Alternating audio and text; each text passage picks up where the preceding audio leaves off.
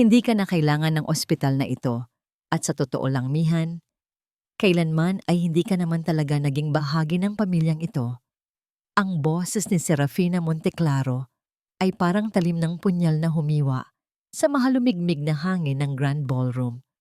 Malamig, direkta, at walang bahid ng pag-aalinlangan.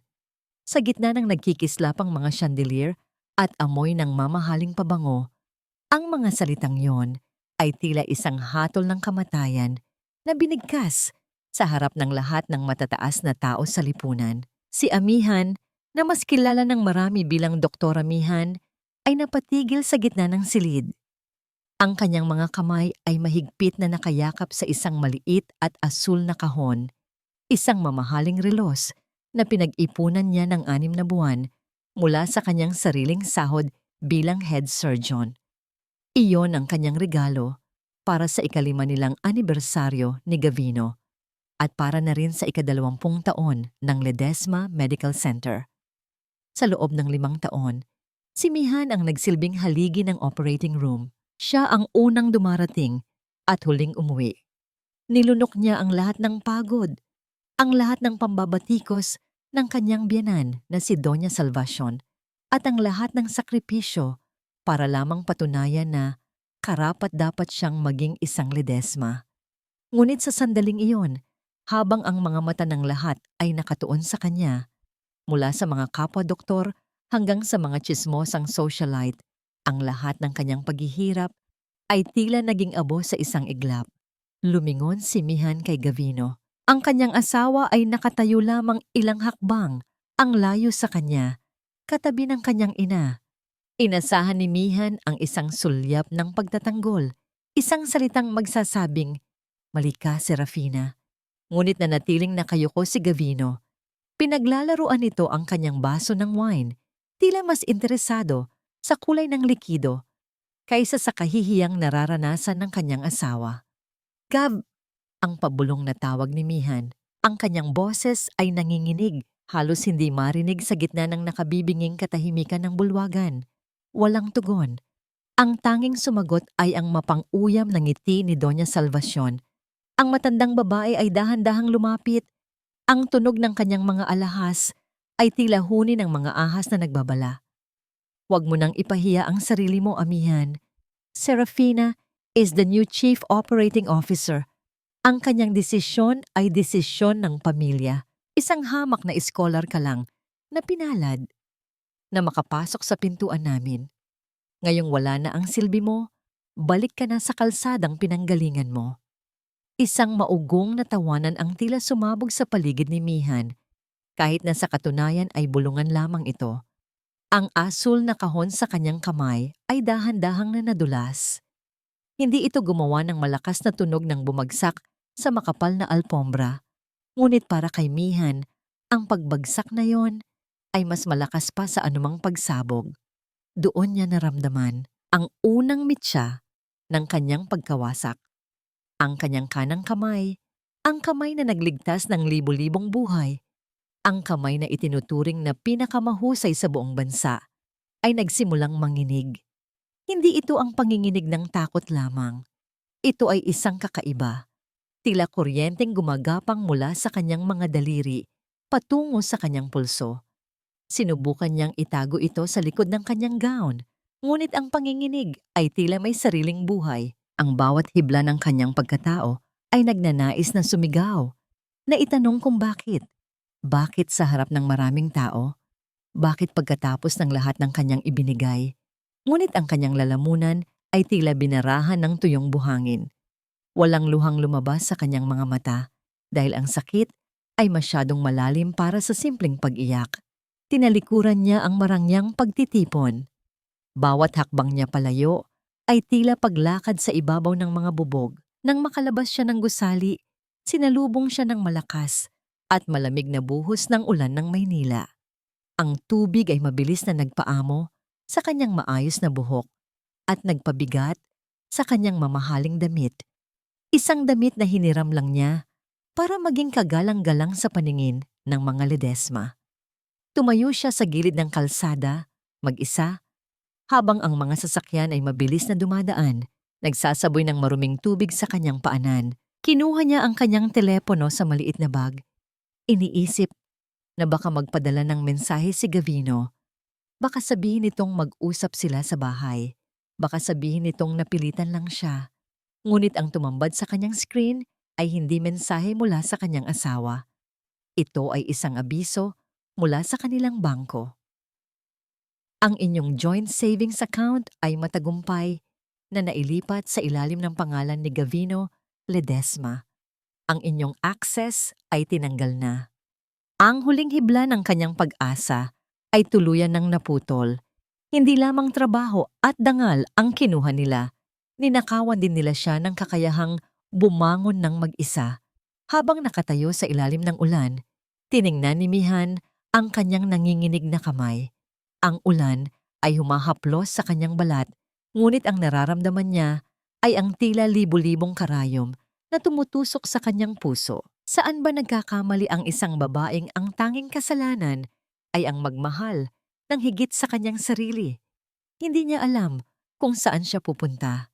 Ang bahay na tinawag niyang tahanan sa loob ng 5 taon ay hindi na sa kanya. Ang lalaking pinagkatiwalaan niya ng kanyang buhay ay ang siya ring humukay ng kanyang libingan. Sa gitna ng kadiliman at ingay ng ulan, isang katanungan ang paulit-ulit na umaling-awngaw sa kanyang isipan, tila isang sumpa na ayaw siyang iwan. Hanggang kailan kailangang magbayad ang isang pusong wala namang ibang ginawa kundi ang magbigay? Isang itim na sasakyan ang dahan-dahang huminto sa kanyang tapat. Bumukas ang pinto at isang pares ng sapatos na balat ang lumabas sa gitna ng putikan.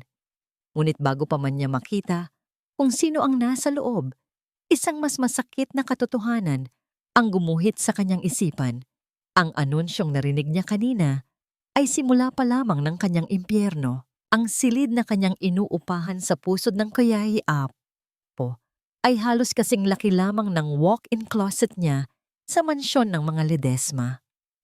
Amoy luma, amoy alikabok, at amoy ng mga pangarap na unti-unting nabubulok. Ang bawat patak ng ulan sa kinakalawang na yero sa itaas ay tila mga martilyong pumupukpok sa kanyang sentido. Bawat tunog ay paalala ng kanyang biglaang pagbagsak mula sa langit patungo sa putikan. Inilapag ni Mihan ang kanyang basang bag sa ibabaw ng isang lumang silya na umuuga na ang mga paa. Ang kanyang gown na kanina ay kumikinang sa ilalim ng mga chandelier ay isa na lamang ngayong basahang nakadikit sa kanyang nangangatog na katawan. Walang heater dito. Walang malambot na tuwalya. Ang tanging init na nararamdaman niya ay ang init ng kanyang sariling mga luha na sa wakas ay pinayagan na niyang dumaloy. Huminga ka, Mihan. Huminga ka.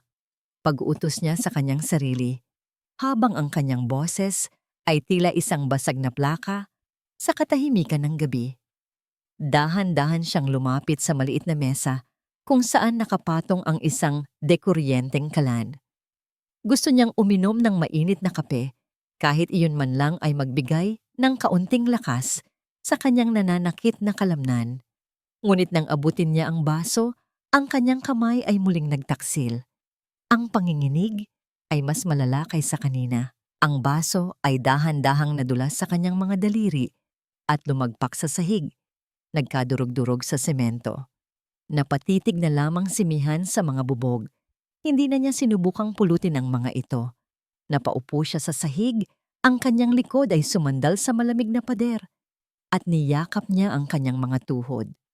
Sa kanyang isipan, biglang bumalik ang alaala ni Gavino. 5 taon na ang nakalilipas. Ang gabi ng hingin nito, ang kanyang kamay, sa ilalim ng mga bituin sa Cebu. Pangako, Mihan, hinding-hindi kita pababayaan. Ikaw ang buhay ko. Bulong ni Gav noon. Ang boses ay puno ng tamis na tila ba hinding-hindi mapapanis. Isang mapait na tawa ang kumawala sa mga labi ni Mihan. Ang mga pangako ay tila mga guhit lamang sa buhangin na madaling nabura ng unang alon ng pagsubok. Ang asawa na nangakong poprotekta sa kanya ay ang siya ring nagbukas ng pinto para itaboy siya sa kawalan. Biglang may marahang kumatok sa pintuan. Ang tunog ng mga daliring tumatama sa kahoy ay tila isang himig ng pag-asa sa gitna ng kanyang kalungkutan. Doktora? Doktora Mihan? Anak? Agad na kinubli ni Mihan ang kanyang mukha sa kanyang mga palad. Nanay Belen? Nang buksan niya ang pinto, tumambad sa kanya ang matandang mukha ng kanilang dating katulong sa mansyon. May bitbit itong plastik na supot na may lamang mainit na pandesal at isang maliit na lalagyan ng kape. Ang mukha ni Nanay Belen ay puno ng pag-aalala. Ang kanyang mga mata ay nangingilid ang luha nang makita ang kalagayan ng babaeng itinuring na niyang anak. Naku anak, bakit dito ka tumuloy?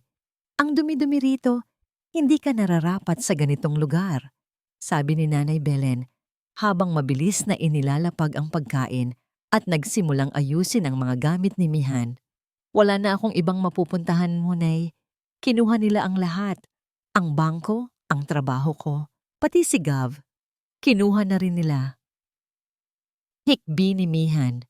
Ang kanyang katatagan ay tuluyan ng bumigay sa harap ng tanging taong nagpakita sa kanya ng tunay na malasakit. Hinawakan ni Nanay Belen ang nanginginig na kamay ni Mihan. Huwag kang mawalan ng pag-asa, anak. Ang Diyos ay hindi natutulog. Alam kong masakit, pero malakas ka. Ikaw ang pinakamagaling na doktora na nakilala ko. Nay, ang mga kamay ko. Tignan mo. Ipakita ni Mihan ang kanyang panginginig. Paano ako magiging doktora kung ang mga kamay ko ay ayaw nang sumunod sa akin? Hindi nakasagot ang matanda. Tanging isang mahigpit na yakap lamang ang ibinigay nito. Sa loob ng ilang sandali, naramdaman ni Mihan ang kaunting ginhawa. Ngunit ang kapayapaang iyon ay pansamantala lamang. Nang makaalis si Nanay Belen, kinuha ni Mihan ang kanyang telepono para tignan ang oras. Ngunit isang balita sa social media ang biglang lumitaw sa kanyang screen. Isang balitang tila isang sampal na mas masakit pa sa anumang salitang binitiwan ni Doña Salvacion. Isang live video ng isang press conference sa Ledesma Medical Center ang kasalukuyang ipinapalabas. Naroon si Serafina Monteclaro, nakasuot ng puting laboratory coat, ang coat na dapat ay kay Mihan. Sa harap ng mga reporter, dahan-dahang itinaas ni Serafina ang isang makapal na dokumento. I am proud to announce, nakangiting sabi ni Serafina, na ang aking 3 taong pagsasaliksik tungkol sa advanced cardiac valve repair ay sa wakas ay tapos na. Ito ang magiging bagong mukha ng cardiac surgery sa bansa. Sa ilalim ng aking pangalan. Napatulala si Mihan ang dokumentong yon. Ang bawat salita, bawat graph, at bawat teoryang naroon ay galing sa kanyang sariling utak. Iyon ang research paper na pinagpuyatan niya sa loob ng 3 taon. Ang gawaing isinakripisyo niya, pati ang kanyang oras sa pagtulog at pagkain. Iyon ang kanyang anak sa mundo ng medisina. Ninakaw ni Serafina ang kanyang karera. Ninakaw nito ang kanyang dangal. At ang mas masakit, nakita niya sa background ng video si Gavino, pumapalakpak ng may pagmamalaki habang nakatingin kay Serafina. Ang panginginig sa kamay ni Mihan ay biglang tumigil. Napalitan ito ng isang malamig at matalim na determinasyon. Ang sakit na kanina ay nagpapaiyak sa kanya ay unti-unting naging apoy na nagpapatigas sa kanyang puso. Hindi siya pwedeng basta na lamang mawala. Hindi siya pwedeng maging isang anino lamang sa sarili niyang kwento. Ngunit bago pa man niya maisip ang susunod niyang hakbang, isang biglaang paninikip ng dibdib ang naramdaman niya. Napahawak siya sa mesa, ang kanyang hininga ay naging kapos. Ang paligid ay nagsimulang umikot. At ang huling nakita niya bago magdilim ang lahat ay ang malamig na liwanag ng screen ng kanyang telepono na nagpapakita ng mukha ng babaeng nagnakaw ng kanyang buhay. Ang bawat tibok ng puso ay tila isang malupit na paalala na buhay pa si Mihan kahit na ang bawat bahagi ng kanyang pagkatao ay nagnanais na lamang na maglaho sa dilim. Nang magkamalay siya, ang unang naramdaman niya ay ang malamig at gasgas na semento sa kanyang pisngi. Ang liwanag ng umaga na sumisilip sa maliit na bintana ay tila mga karayom na tumutusok sa kanyang mga mata. Sa loob ng ilang sandali, Nakalimutan niya kung nasaan siya hanggang sa maamoy niya ang halumigmig ng lumang kwarto at maalala ang lahat. Ang pagpahiya sa kanya, ang pagtataksil ni Gavino, at ang pagnanakaw ni Serafina sa kanyang pinakamahalagang gawa. Dahan-dahan siyang bumangon, ang bawat galaw ay tila isang malaking sakripisyo para sa kanyang nanghihinang katawan. Tiningnan niya ang kanyang mga kamay. Ngayon, hindi na lamang ito nanginginig. Tila ba nawalan na ang mga ito ng buhay, maputla at walang lakas. Ito ang mga kamay na dati ay nagtatahi ng mga sirang balbula ng puso. Ang mga kamay na nagbigay ng pangalawang pagkakataon sa mga taong nawawalan na ng pag-asa. Ngayon, hindi man lang niya magawang itikom ang kanyang kamao. Bakit, Lord? Bakit pati ito ay kinuha niyo sa akin? Ang pabulong niyang tanong. Ang kanyang boses ay tila isang kalansing ng basag na kristal sa loob ng masukal na kwarto. Tumayo siya at lumapit sa maliit na salamin na nakasabit sa pader. Ang babaeng nakatingin sa kanya ay hindi na ang tanyag na Doktora Mihan na may tiwala sa sarili. Ang babaeng naroon ay isang anino na lamang, may malalim na itim sa ilalim ng mga mata, tuyot na labi, at buhok na tila nawalan na ng ningning. Kinuha niya ang kanyang telepono na nakalapag sa sahig. May isang hindi kilalang numero ang nag-iwan ng mensahe. Ang matinis na tunog ng pag-vibrate ng telepono ay tila isang alarmang gumigising sa kanyang namamanhid na damdamin. Huwag mong hayaang ibaon kanila sa limot. Ang katotohanan ay may sariling paraan upang lumabas. Walang pangalan, walang anumang pahiwatig kung sino ang nagpadala. Ngunit ang mga salitang yon ay tila isang maliit na mitya na muling nagpasiklab sa namamatay na apoy sa loob ng kanyang dibdib.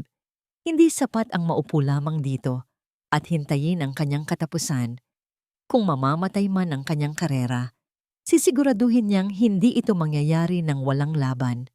Nagbihis si Mihan ng kanyang pinakasimpleng damit, isang lumang blusa at pantalon na dala pa niya noong galing siya sa Cebu. Habang naglalakad siya sa mataong kalsada ng Quiapo, ang ingay ng mga sasakyan at ang sigawan ng mga tindero ay tila isang malabong background music sa kanyang magulo na isipan. Nagtungo siya sa ospital, hindi bilang isang doktor, kundi bilang isang multo ng nakaraan. Mula sa malayo, nakita niya ang malaking banner na nakasabit sa entrada ng Ledesma Medical Center. Ang mukha ni Serafina ay naroon, nakangiti ng may kakinangan, sa tabi ng pamagat ng research paper ni Mihan. Ang bawat letra ng kanyang sariling gawa ay tila mga sampal na paulit-ulit na tumatama sa kanyang mukha. Sa loob ng cafeteria ng ospital, nakita niya si Gavino. Nakaupo ito sa paborito nilang sulok, ngunit hindi siya ang kasama nito. Naroon si Serafina, marahang hinahaplos ang braso ni Gavino habang tumatawa. Ang kanilang tawanan ay tila isang lason na dahan-dahang gumagapang sa sistema ni Mihan. Ang galing mo talaga, Fina. Ang sabi ni Mama, ikaw ang nagligtas sa reputasyon ng ospital. Ang narinig ni Mihan, nasabi ni Gavino, ang boses nito ay puno ng paghanga. Isang paghangang dati ay para lamang sa kanya. Well, you know me, Gav. I do what needs to be done. Unlike some people who are too emotional for this profession. Sagot ni Serafina. Ang kanyang boses ay puno ng pambabastos kahit hindi binabanggit ang pangalan ni Mihan. Sinubukan ni Mihan na lumapit, na isigaw sa harap ng lahat ang katotohanan. Ngunit bago pa siya makahakbang, isang nurse ang lumapit sa kanila. Ang mukha ay puno ng taranta. Sir Gavino, Doktora Fina, si Doña Salvacion po, bigla siyang nawalan ng malay sa kanyang silid. Ang kanyang blood pressure ay bumaba ng husto. Ang katahimikan sa cafeteria ay napalitan ng kaguluhan. Mabilis na tumayo sina Gavino at Serafina. Nakita ni Mihan ang takot sa mga mata ni Serafina. Isang takot na alam niyang hindi dahil sa pag-aalala sa biyenan, kundi dahil sa kawalan ng kakayahan na harapin ang isang totoong emergency.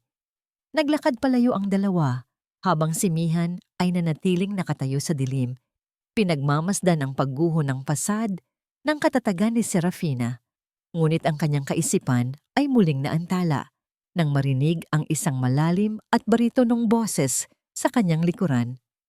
Hindi sapat ang manood lamang, Mihan. Alam nating dalawa na ikaw lang ang makakapagligtas sa kanya. Lumingon si Mihan at nakita ang isang lalaking nakaasul na scrub suit. Ang mga mata nito ay pamilyar, malamig, ngunit may halong pag-unawa. Si Dr. Elian Ricarte, ang taong hindi niya inaasahang makikita sa gitna ng kanyang pagkawasak. Ngunit bago pa siya makasagot, ang kanyang telepono ay muling tumunog. Sa pagkakataong ito, isang email ang dumating, isang formal na liham mula sa Professional Regulation Commission. Amihan Sandejas, ang inyong medical license ay pansamantalang sinususpinde habang isinasagawa ang investigasyon sa reklamong professional misconduct at theft of intellectual property na isinampal laban sa inyo ni Serafina Monteclaro. Ang lupa sa ilalim ng kanyang mga paa ay tila tuluyan ng bumuka. Hindi lamang nila ninakaw ang kanyang nakaraan, balak din nilang harangan ang bawat pintuan ng kanyang kinabukasan. Sa harap ng lumalalang sakit ng kanyang katawan at ng malupit na akusasyong ito, tila ba wala na siyang kawala. Paano ko ililigtas ang iba kung ako mismo ay hindi na makahinga? Ang tanong ni Mihan sa sarili, habang ang anino ni Elian ay tila naging tanging sandigan sa gitna ng mundong nagnanais siyang durugin ng tuluyan. Ang bawat pangarap na itinayo ko sa loob ng maraming taon ay tila isang kastilyong buhangin na winasak ng isang malupit na alon. Iyan lamang ang tanging naisip ni Mihan habang nakatitig sa screen ng kanyang telepono. Ang salitang suspended ay tila isang tatak ng kahihiyan na idinikit sa kanyang noo. Sa mundong ito, ang dangal ng isang doktor ay higit pa sa kanyang buhay at sa isang pindot lamang ng mga taong makapangyarihan, ang lahat ng kanyang pinaghirapan ay naging abo. Mihan, tumingin ka sa akin. Ang mariing utos ni Dr. Elian Ricarte. Hinawakan niya ang balikat ni Mihan. Ang kanyang mga kamay ay matatag. Tila nagsisilbing angkla sa gitna ng bagyong kinasasadlakan ng babae. Alam kong hindi mo ginawa iyon. Alam ng lahat ng nurse at pasyenteng natulungan mo ang katotohanan. Pero ngayon, kailangan mong maging matatag. Ang ospital na ito ay nasa gitna ng krisis at ang taong pinalit nila sa iyo ay walang alam sa gagawin. Lumingon si Mihan sa dulo ng pasilyo. Ang emergency room ay tila isang battlefield. Maririnig ang mabilis na yabag ng mga nurse, ang kalansing ng mga metal na kagamitan, at ang nagkakagulong boses ng mga doktor. Sa gitna ng lahat ng iyon, nakita niya si Doña Salvacion na nakahiga sa stretcher. Ang kanyang muka ay kasing putla ng kanyang mga kumot. Ang kanyang biyenan, ang babaeng walang ibang ginawa kundi iparamdam sa kanya na siya ay isang dumi sa kanilang marangyang pamilya, ay ngayon ay nakikipaglaban sa kamatayan. Ilabas niyo siya! Wala na siyang karapatang manatili rito. Isang matinis na boses ang bumasag sa tensyon. Si Serafina, naglalakad siya patungo sa kanila. Ang kanyang takong ay tila mga pako na tumatama sa makintab na sahig ng ospital. Sa likod niya ay si Gavino, na ang muka ay puno ng takot at pagkalito. Fina, pakiusap. Si Mama, ang nangihinang sabi ni Gavino, ngunit tila hindi siya naririnig ni Serafina. Gav, look at her. Nandito siya para manabutahe, turo ni Fina kay Mihan. Kakasuspinde pa lang ng lisensya niya dahil sa pagnanakaw ng research ko at ngayon ay aali-aligid siya rito. Security, ilabas ang babaeng ito. Hindi gumalaw si Mihan. Ang kanyang mga mata ay nanatiling nakatuon kay Doña Salvacion. Bilang isang cardiologist, alam niya ang bawat senyales, ang kulay ng balat, ang paraan ng paghinga, ang galaw ng mga ugat sa leeg. Alam niyang ang matanda ay nasa gitna ng isang acute heart failure. Serafina, ang mahinahong sabi ni Mihan, bagaman ang kanyang boses ay may halong pait. Ang pasyente ay nangangailangan ng agarang pericardiocentesis. Ang fluid sa paligid ng puso niya ay pumipigil sa pagtibok nito. Kung hindi mo yan gagawin sa loob ng 5 minuto, mawawala siya. Isang mapang-uyam na tawa ang kumawala kay Serafina. At sa tingin mo ay maniniwala ako sa'yo? Isang suspendidong doktor na nagnanakaw ng gawa ng iba? Ako ang Chief Operating Officer dito, Mihan. Ako ang nakakaalam kung ano ang gagawin. Humarap si Serafina sa mga nurse. Dalhin siya sa ICU. Ihanda ang mga gamot para sa blood pressure. Iyan lang ang kailangan niya. Mali ang ginagawa mo, sigaw ni Mihan. Ngunit mabilis siyang hinarangan ng mga security guard. Tiningnan ni Mihan si Gavino, ang lalaking pinangakuan siyang poprotektahan. Gav, mamatay ang nanay mo. Alam mong ako lang ang nakakagawa ng procedure na yon nang walang pagkakamali. Pakiusap, makinig ka sa akin. Ngunit si Gavino ay tila isang rebultong walang buhay. Tumingin siya kay Serafina, pagkatapos ay kay Mihan, at sa huli ay iniwas niya ang kanyang tingin. Mihan, umalis ka na muna. Hayaan mo na ang mga doktor dito. Sila ang may awtoridad ngayon. Ang bawat salita ni Gavino ay tila isang huling pako sa kabaong ng kanilang pagsasama. Ang kawalan ng tiwala nito ay mas masakit pa sa pagkakasuspinde ng kanyang lisensya. Dinala si Mihan palabas ng ospital. Habang naglalakad siya sa parking lot, naramdaman niya ang malamig na hangin na humahaplos sa kanyang basang pisngi. Napasandal siya sa isang puno, ang kanyang tuhod ay nanghihina. Bakit kailangang maging ganito kalupit ang mundo? Ang tanong niya sa sarili. Ang taong nagnakaw ng lahat sa akin ang siyang may hawak ng buhay ng taong nagpahirap sa akin. At ang asawang minahal ko ay mas piniling maniwala sa isang kasinungalingan. Isang sandali ng katahimikan ang namayani, hanggang sa marinig niya ang tunog ng isang sirena ng ambulansya na paparating. Ngunit hindi yun ang kumuha ng kanyang atensyon. Ang kumuha ng kanyang atensyon ay ang pagbukas ng pinto ng ospital at ang paglabas ni Dr. Elian, na ang mukha ay puno ng tensyon. Mihan, tawag niya. Tumigil ang pagtibok ng puso ni Doña Salvacion. Sinubukan ni Serafina na gawin ang procedure pero lalo niyang natusok ang muscle ng puso. Nagkakagulo sa loob. Hindi nila alam ang gagawin. Nanlamig ang buong katawan ni Mihan. Ang kanyang research na ninakaw ni Serafina ay naglalaman ng eksaktong paraan kung paano gagawin ang procedure na yon ng ligtas. Ngunit alam ni Mihan ang isang bagay na hindi alam ni Serafina. Ang teorya ay walang silbi kung walang karanasan at matatag na kamay. Nasaan si Gavino? Tanong ni Mihan. Nasa loob, parang bata na umiiyak sa tabi ng nanay niya. Sagot ni Elian.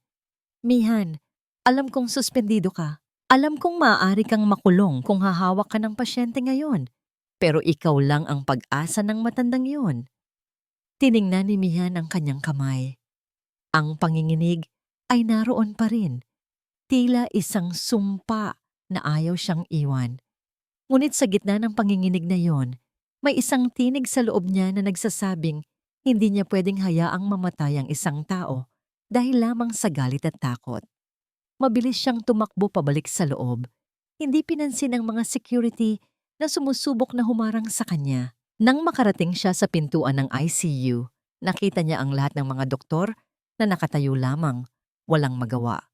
Ang heart monitor ay naglalabas ng isang mahaba at nakatutulig na tunog, isang diretsong linya.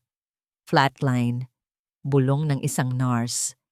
Sa gitna ng katahimikan, naramdaman ni Mihan ang lahat ng mata na nakatingin sa kanya. Si Serafina ay nakatayo sa isang sulok. Nanginginig ang mga kamay na puno ng dugo.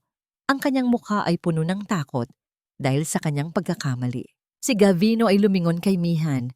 Sa unang pagkakataon, sa loob ng maraming taon, nakita ni Mihan ang pagsisisi sa mga mata nito. Ngunit bago pa man makapagsalita si Gavino, isang malakas na tunog ng pagbagsak ng mga kagamitan ang narinig sa loob ng silid. Isang estrangherong lalaki na nakasuit ang pumasok.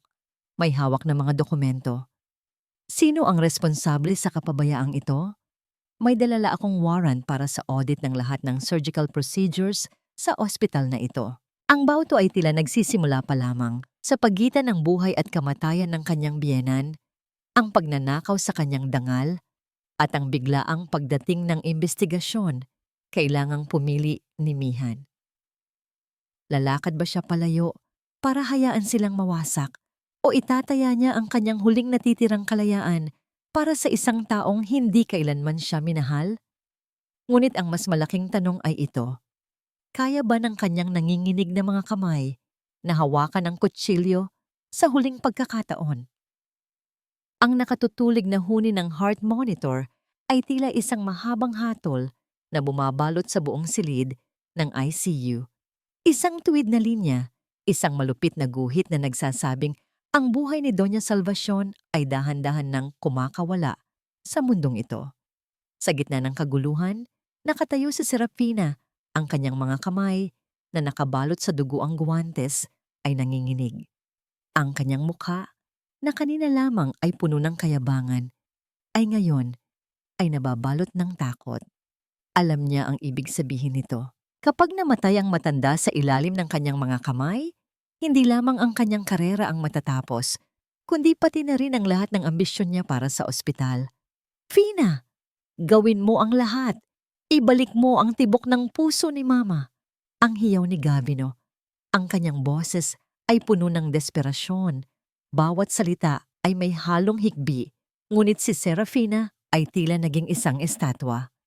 Ang kanyang henyo na ipinagmamalaki sa telebisyon ay naglaho nang makaharap ang totoong mukha ng kamatayan. Sa gitna ng katahimikang ito, pumasok si Mihan. Ang kanyang mga hakbang ay dahan-dahan, ngunit may bigat, na tila bawat tapak niya ay nagpapayanig sa sahig ng ICU. Ang lahat ng nurse at residenteng doktor ay napatingin sa kanya. Isang babaeng ilang oras pa lamang ang nakalilipas ay kinaladkad palabas ng gusaling ito, ngunit ngayon ay naglalakad ng may dangal na tila isang reynang babawi sa kanyang trono. Mihan, ang pabulong na tawag ni Gavino. Hindi siya tiningnan ni Mihan. Ang kanyang mga mata ay diretso sa screen ng monitor.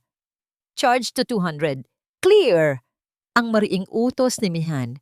Ang kanyang boses ay tila isang kulog na bumasag sa takot ng lahat. Ngunit bago niya hawakan ang mga paddles, hinarangan siya ni Serafina. Wala kang karapatan dito. Suspendido ka. Kapag may nangyari sa kanya, ikaw ang mananagot. Kung hindi mo ako hahayaang kumilos, ikaw ang papatay sa kanya, Serafina. Ang mahinahong sagot ni Mihan, ngunit ang bawat salita ay parang yelo sa talim. Pumili ka, ang pride mo o ang buhay ng nanay ni Gavino. Napaatras si Serafina. Sa sandaling iyon, ang lahat ng mata ay nakatuon sa dalawang babaeng ito, ang nagnakaw at ang ninakawan. Dahan-dahang lumapit si Gavino kay Mihan, ang lalaking laging sunod-sunuran sa kanyang ina, ang lalaking hindi nagawang ipagtanggol ang kanyang asawa, ay dahan-dahang bumaba sa kanyang mga tuhod. Ang marangyang pantalon nito ay humalik sa malamig at madulas na sahig ng ICU. Ang kanyang mga palad ay mahigpit na humawak sa laylayan ng puting coat ni Mihan. Mihan, pakiusap, parang awa mo na. Ang pagmamakaawa ni Gavino, ang kanyang mga luha ay pumatak sa sahig, humahalo sa mga talsik ng gamot at dugo. Iligtas mo si Mama. Gagawin ko ang lahat. Kahit ano, iligtas mo lang siya. Tiningnan ni Mihan ang kanyang asawa. Sa unang pagkakataon, hindi pagmamahal ang naramdaman niya, kundi isang malalim na awa. Awa para sa isang lalaking walang sariling paninindigan. Ang kanyang kanang kamay ay nanginginig pa rin sa loob ng kanyang bulsa, ngunit ang kanyang puso ay naging kasing tigas ng bato. Gagawin ko ito, Gav, ang sabi ni Mihan. Ang kanyang boses ay walang emosyon. Hindi dahil mahal kita at hindi dahil kailangan ko ang pamilya niyo. Gagawin ko ito dahil ito ang sumpa ko bilang doktor. Pero may mga kondisyon ako. Tumingala si Gavino. Ang kanyang mga mata ay puno ng pag-asa at takot. Una, sabi ni Mihan, habang nakatitig ng matalim kay Serafina, kailangang aminin ng ospital na ito sa harap ng media na ang pagkakasante sa akin ay walang basehan at labag sa batas. Ikalawa, aalis si Serafina sa lahat ng posisyon niya sa pamunuan ng ospital na ito. At ikatlo, ibabalik niyo ang pangalan ko sa research paper na ninakaw niyo. Mihan, hindi mo pwedeng gawin yan, sigaw ni Serafina. Iyan ang magpapabagsak sa akin. Kung ganoon, ihanda mo na ang kabaong ni Doña Salvacion. Ang malamig na sagot ni Mihan. Katahimikan. Ang huni ng monitor ay tila mas lalong naging nakakabingi. Tumingin si Gavino kay Serafina pagkatapos ay sa monitor na nagpapakita pa rin ng tuwid na linya. Payag ako. Ang pabulong na sagot ni Gavino. Payag ako sa lahat, Mihan. Iligtas mo lang siya. Sa isang iglap, tila nagbago ang hangin sa loob ng silid. Mabilis na kinuha ni Mihan ang mga paddles. Sa kanyang isipan, binura niya ang lahat ng sakit, ang lahat ng galit, at ang lahat ng panginginig ng kanyang kamay. Sa sandaling ito, ang kanyang layunin ay isa lamang, ang bawiin ang isang buhay mula sa kamatayan. Clear! Ang katawan ni Doña Salvacion ay tumalon mula sa stretcher sa lakas ng kuryente. Isang beses, 2 beses. Sa ikatlong pagkakataon, ang mahabang huni ng monitor ay biglang naputol. Isang maliit na kumpas ang lumitaw sa screen. Pagkatapos ay isa pa. At isa pa. May pulse na! Sigaw ng isang nurse. Nakahinga ng maluwag ang lahat, maliban kay Serafina na tila ba ang kanyang buong mundo ay gumuho sa isang iglap. Inilapag ni Mihan ang mga kagamitan, ang kanyang mga kamay ay basang-basa ng pawis. Lumingon siya kay Gavino na nakatayo na ngayon. Susubok sanang humawak sa kanyang kamay. Ngunit mabilis na umiwas si Mihan. Huwag mo akong hahawakan, Gavino. Ang buhay ng nanay mo ay nailigtas ko na. Ngayon, siguraduhin mong tutupad ka sa pangako mo. Dahil kung hindi, sisiguraduhin kong ang susunod na guguho ay hindi lamang ang reputasyon mo, kundi ang buong pangalan ng mga Ledesma. Naglakad palabas si Mihan, hindi lumingon kahit isang beses. Ngunit pagdating niya sa hallway, ang panginginig ng kanyang kamay ay bumalik ng mas malakas kaysa kanina. Napasandal siya sa pader, ang kanyang hininga ay gumuho sa isang tahimik na hikbi.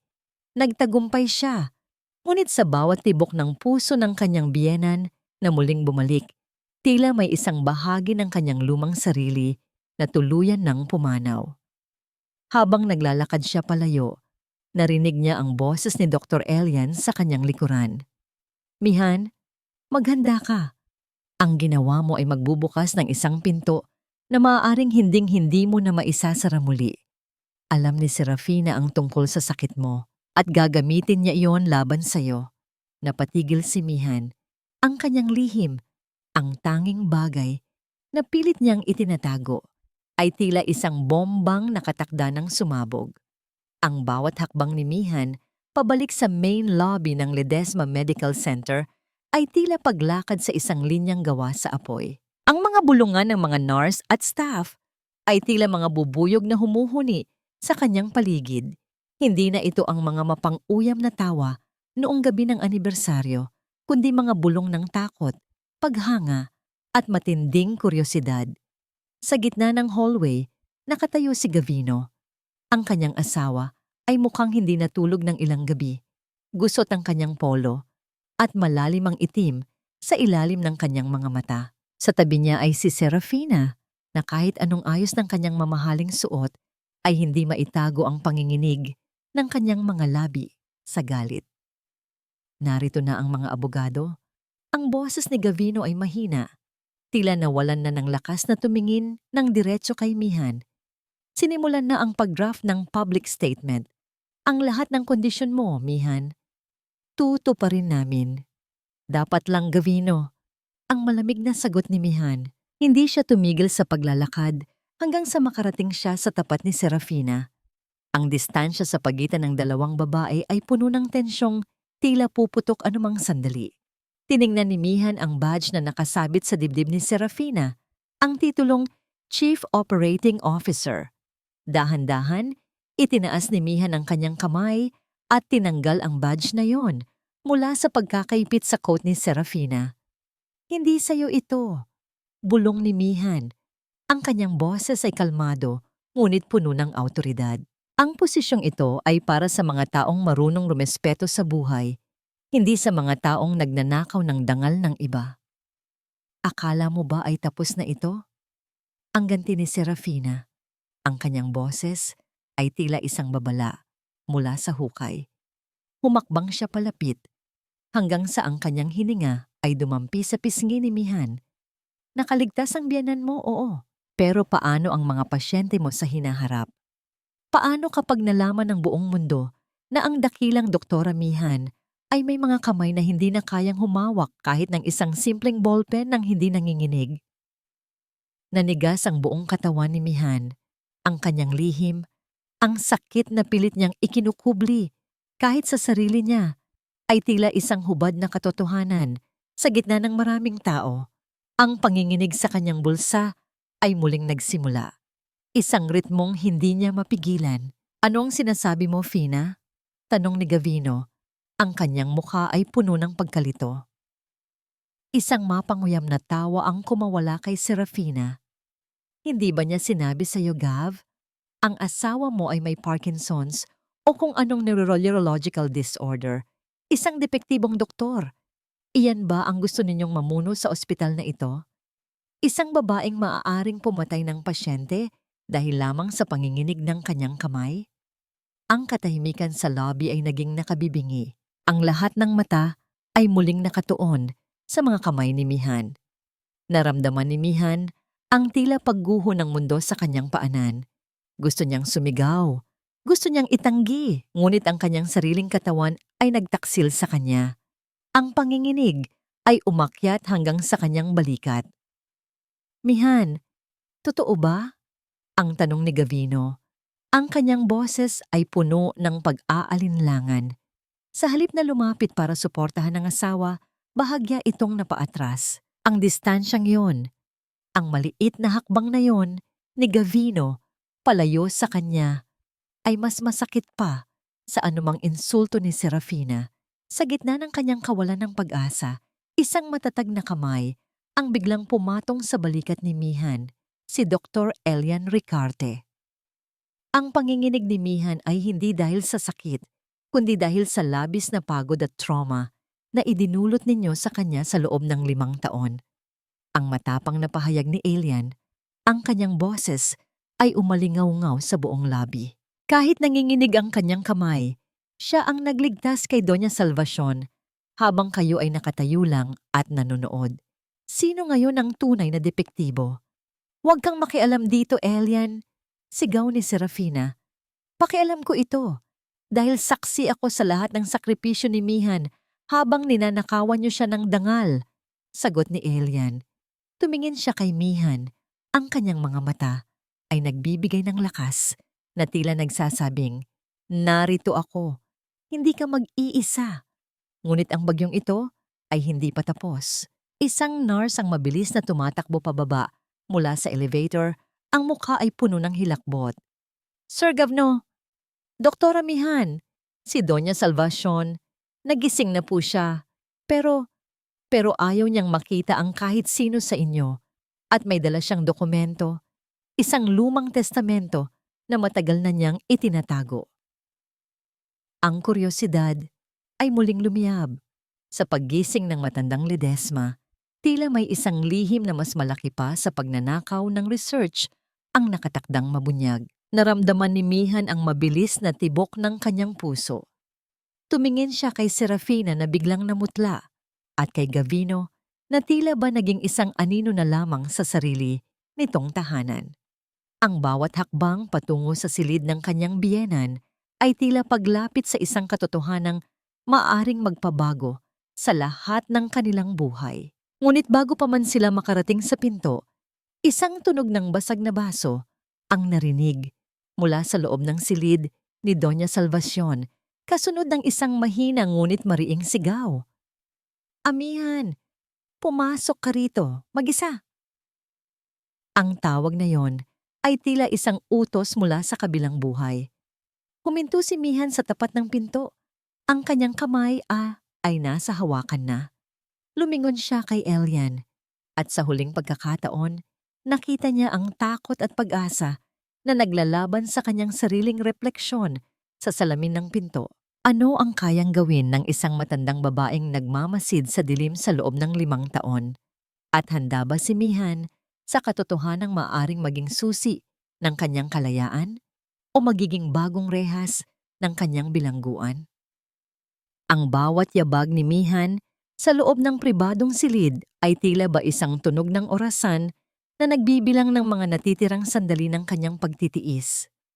Ang amoy ng antiseptic at ang malamig na buga ng aircon ay tila ba mas lalong nagpapatigas sa kanyang kalooban.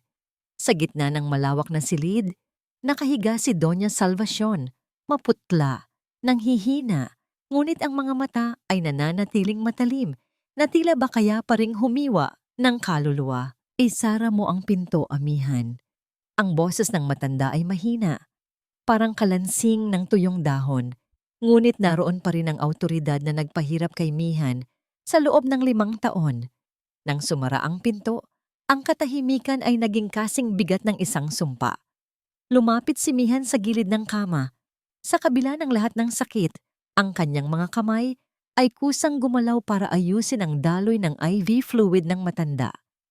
Isang reflex ng isang doktor na mas inuuna ang buhay ng iba bago ang sariling galit. Bakit niyo po ako gustong makausap ng mag-isa? Ang tanong ni Mihan. Ang kanyang boses ay kalmado, ngunit ang kanyang kanang kamay ay nakakuyom ng mahigpit sa kanyang gilid upang pigilin ang panginginig. Tumingin si Salvacion sa kisame. Ang kanyang paghinga ay may kasamang huni ng paghihirap. Akala mo ba? Hindi ko alam. Ang pananakaw ni Serafina sa mga gawa mo, ang pakikipagrelasyon niya kay Gabino, lahat ng iyon, amihan, ay nangyari dahil pinahintulutan ko. Ang mga salitang iyon ay tila isang malamig na tubig na ibinuhos sa nag-aapoy na puso ni Mihan. Ano po ang sinasabi niyo? Alam niyo? Alam niyo na ninanakawan ako ng dangal sa loob ng sarili kong tahanan at ospital? Dahan-dahang lumingon ang matanda. Ang mga mata ay nangingilid ang luha na hindi sigurado si Mihan kung dahil sa pagsisisi o sa takot sa kamatayan. Kailangan ng ospital ng koneksyon ng ama ni Serafina. Ang iyong pananaliksik, iyon ang naging pain para makuha ang tiwala ng mga politiko. Isinakripisyo kita, amihan, dahil ikaw ay walang pangalan. Ikaw ay isang magaling na doktor, oo. Ngunit sa mundong ito, ang talino ay walang silbi kung wala kang kapangyarihan. Naramdaman ni Mihan ang tila pagguho ng bawat pangarap na itinayo niya sa tabi ni Gavino. Ang bawat gabing puyat, ang bawat sakripisyo para sa pamilyang ito. Lahat pala yon ay nakaplano na. Siya ay hindi kailanman naging asawa. Siya ay naging isang kasangkapan lamang na gagamitin at itatapon kapag wala ng pakinabang.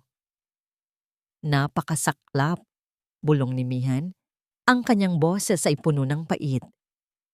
Iniligtas ko ang puso niyo, Doña Salvacion, pero nakalimutan kong wala pala kayong puso na dapat iligtas. Isang mahabang sandali ng pagtatalo ng damdamin ang namayani sa silid. Kinuha ni Salvacion ang isang makapal na sobre mula sa ilalim ng kanyang unan. Ang pagkalansing ng mga papel ay tila tunog ng mga lihim na nagpupumiglas na lumabas. Narito ang lahat, amihan, ang sabi ng matanda. Ang mga orihinal na kopya ng research mo, Momo, na may lagda ko. Ang mga ebidensya ng korupsyon ni Serafina at ng tatay niya sa ospital na ito. Ibinibigay ko ito sa iyo hindi dahil sa mahal kita, kundi dahil alam kong ikaw lang ang tanging makakapagligtas sa pangalan ng mga Ledesma kapag lumabas ang katotohanan. Gusto niyo pa rin akong gamitin?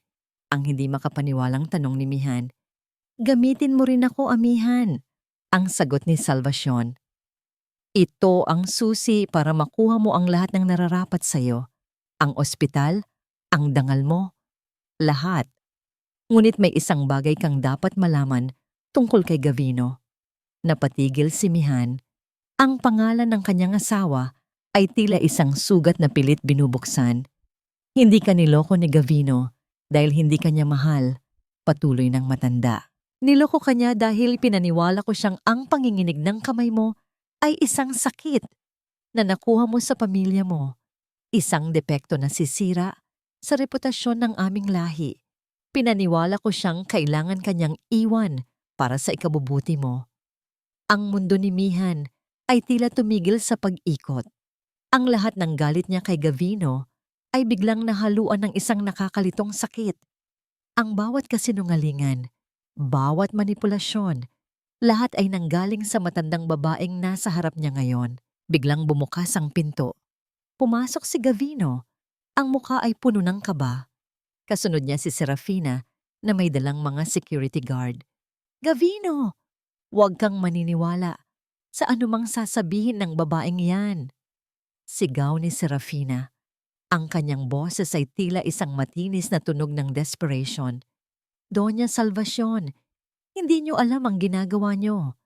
Ang mga papel na yan ay pag-aari ng ospital. Lumayo ka rito, Serafina. Ang mariing utos ni Salvacion, bagaman kapos sa hininga. Tumingin si Mihan kay Gavino.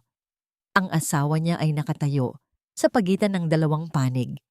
Ang kanyang ina na may hawak ng katotohanan at ang kanyang kerida na may hawak ng kanyang kinabukasan. Gav, ang tawag ni Mihan. Ang kanyang boses ay puno ng emosyon. Sapat na ba ang katotohanan ito para maniwala ka sa akin? O mas pipiliin mo pa ring maging isang bulag sa gitna ng sarili mong trahedya? Ngunit bago pa makasagot si Gavino, mabilis na lumapit si Serafina at sinubukang agawin ng sobre mula sa kamay ni Mihan. Sa gitna ng agawan, ang panginginig ng kamay ni Mihan ay biglang bumalik ng mas matindi. Ang sobre ay nahulog at ang mga dokumento ay nagkalat sa sahig. Doon, sa gitna ng mga papel, ay may isang larawan na hindi inaasahan ni Mihan. Isang larawan ng isang sanggol na may petsa mula sa nakaraan. Isang lihim na hindi man lang nabanggit sa kahit anong usapan nila ni Gavino sa loob ng 5 taon. Napatulala ang lahat. Ang boses ng monitor ni Doña Salvacion ay biglang bumilis ang tunog, tila nagbabala ng isang panibagong panganib. Ano ito, Mama? Ang panginginig na tanong ni Gavino habang pinupulot ang larawan. Ang katanungang iyon ay tila isang pintuan patungo sa isang mas madilim na bahagi ng kasaysayan ng mga Ledesma. Ang katahimikan ni Salvacion ay naging sagot na mas masakit pa sa anumang salita. Sa gitna ng kaguluhan, isang katanungan ang naiwan sa isipan ni Mihan. Saan nga ba nagtatapos ang katotohanan at saan nagsisimula ang mas malalim na pagtataksil? Hindi patay ang anak mo, Amihan.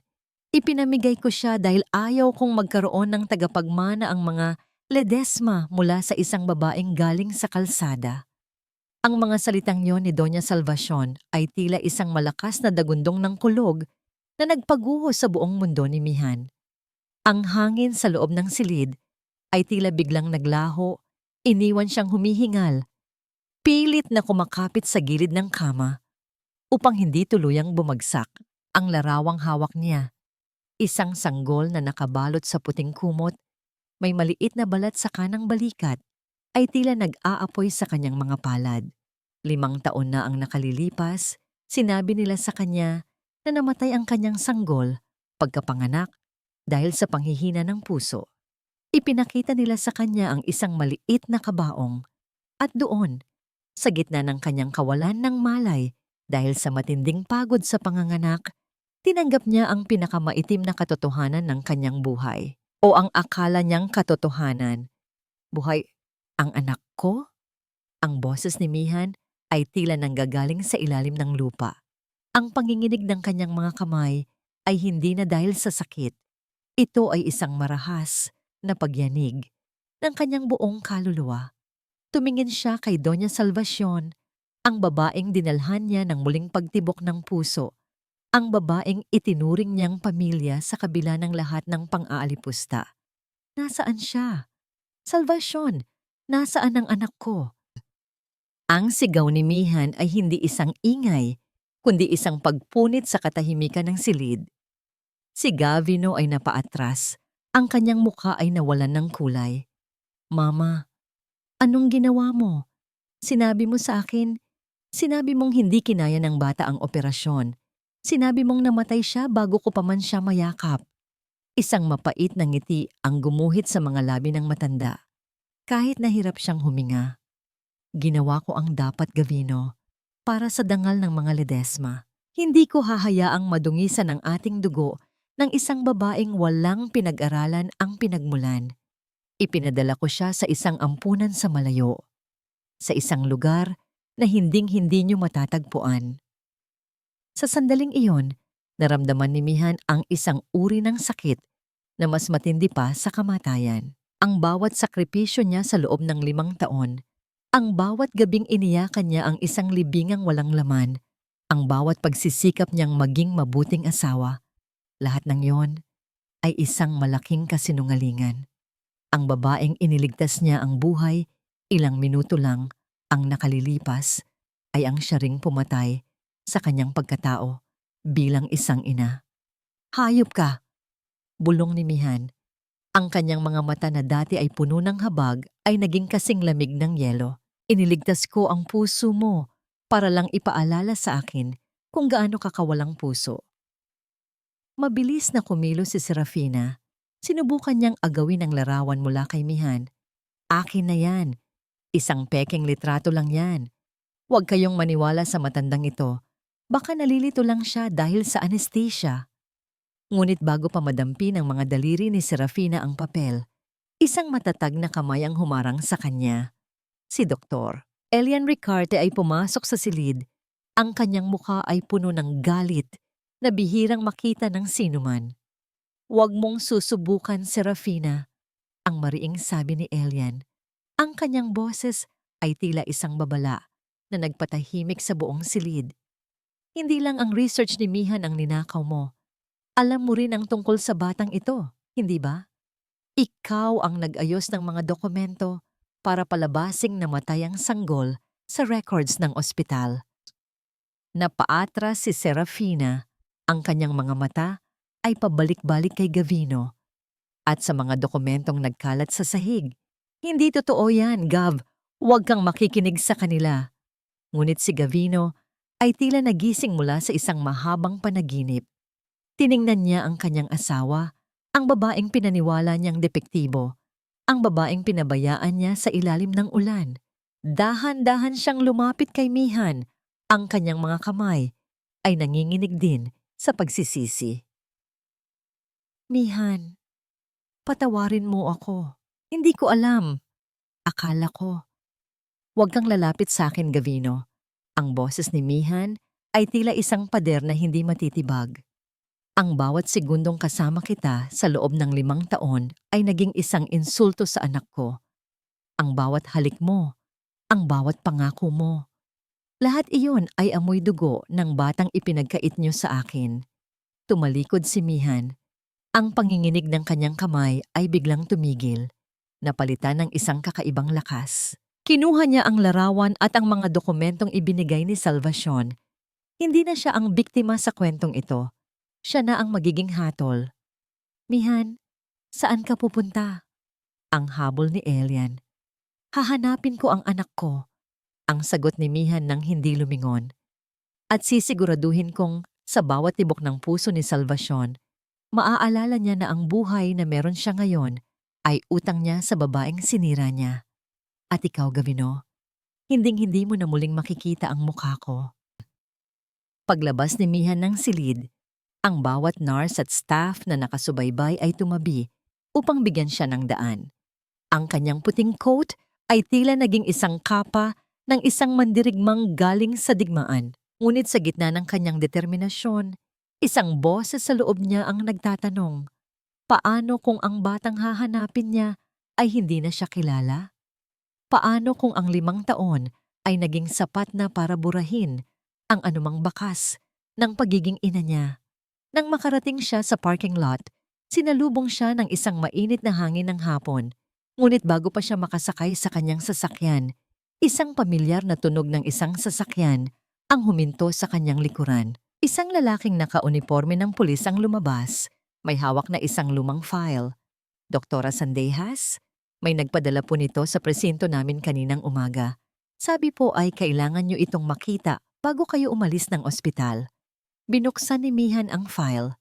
Doon, nakita niya ang isang address sa Cebu. Isang maliit na bahay ampunan na pag-aari ng isang taong hindi niya inaasahan. Ang lihim ay mas malalim pa kaysa sa inakala niya. Ang pagtataksil ay hindi lamang nagmula sa mga Ledesma, kundi sa isang taong malapit din sa kanyang puso. Ang bawat salita sa loob ng folder na hawak ni Mihan ay tila mga buhay na uod na gumagapang sa kanyang balat. Ang address na nakasulat sa dokumento ay hindi lamang isang simpleng lugar sa Cebu. Iyon ang bahay kalinga ni Maria, ang ampunang mismong tumulong sa kanya noong siya ay nag-aaral pa lamang ng medisina. Ang ampunang pinagkakautangan niya ng loob dahil sa mga scholarship na ibinigay sa kanya. Ngunit ang mas masakit, ang lagda sa ilalim ng adoption consent ay hindi kay Doña Salvacion. Ito ay kay Dr. Arnaldo, ang kanyang dating mentor at ang taong itinuring niyang pangalawang ama. Bakit, Ninong? Bakit pati ikaw? Ang pabulong na tanong ni Mihan sa kawalan. Ang kanyang boses ay tila isang tuyong dahon na tinangay ng hangin sa gitna ng sementadong parking lot. Ang katotohanang ang taong pinagkatiwalaan niya ng kanyang mga pangarap, ang siyang kasabwat sa pagkuha ng kanyang anak ay isang sugat na mas malalim pa sa pagtataksil ni Gavino. Mihan, wait! Huwag kang umalis. Ang boses ni Gavino ay umalingaw-ngaw mula sa entrada ng ospital. Mabilis itong tumatakbo patungo sa kanya. Ang bawat yabag ng sapatos nito sa semento ay tila tunog ng isang taong nalulunod at pilit na kumakapit sa anino. Huminto si Mihan sa harap ng kanyang sasakyan. Hindi siya lumingon, ngunit naramdaman niya ang presensya ni Gavino sa kanyang likuran. Ang amoy ng pabango nito na dati ay nagbibigay sa kanya ng katiwasayan ay ngayon ay nagdudulot na lamang ng pagkasuka. Mihan, please, let's talk about this. Hahanapin natin siya ng magkasama. Iuutos ko sa lahat ng tauhan ng ospital. Gagamitin ko ang lahat ng resources ko. Ang pagmamakaawa ni Gavino. Hinawakan nito ang braso ni Mihan. Ang hawak na tila ba humihingi ng tawad, ngunit puno pa rin ng pag-aaring hindi na nararapat. Dahan-dahang inalis ni Mihan ang kamay ni Gavino. Ang kanyang pagkilos ay hindi marahas, ngunit naroon ang isang uri ng pinalidad na mas masakit pa sa isang sampal. Resources mo, Gav. Ang resources mo ay galing sa dugong ninakaw niyo sa akin. Ang sabi ni Mihan habang dahan-dahang humaharap sa asawa. 5 years, Gav. 5 taon mong hinayaang umiyak ako sa harap ng isang libingang walang laman habang ang nanay mo ay nagdiriwang. Huwag mo nang sabihing hahanapin natin siya nang magkasama. Dahil sa sandaling ito, ikaw ang huling taong gusto kong makita ng anak ko. Pero Mihan, I'm his father. Wala akong alam. Maniwala ka. Ang hiyaw ni Gavino, ang mga luha nito ay malayang dumadaloy sa kanyang pisngi. Tila ba ang kanyang pag-iyak ay sapat na para burahin ang kalahating dekada ng kapabayaan. Ang hindi pagkaalam ay hindi isang depensa, Gav. Iyon ay isang kasalanan. Pinili mong maging bulag dahil mas madaling maniwala sa nanay mo kaysa makinig sa iyak ng asawa mo. Ang huling salita ni Mihan bago buksan ang pinto ng sasakyan. Ngunit bago pa man siya makapasok, isang kulay abong sasakyan ang dahan-dahang huminto sa tabi nila. Bumaba si Dr. Elian Ricarte, bitbit ang isang maliit na bag at ang kanyang tiket sa eroplano. Handa na ang lahat, Mihan.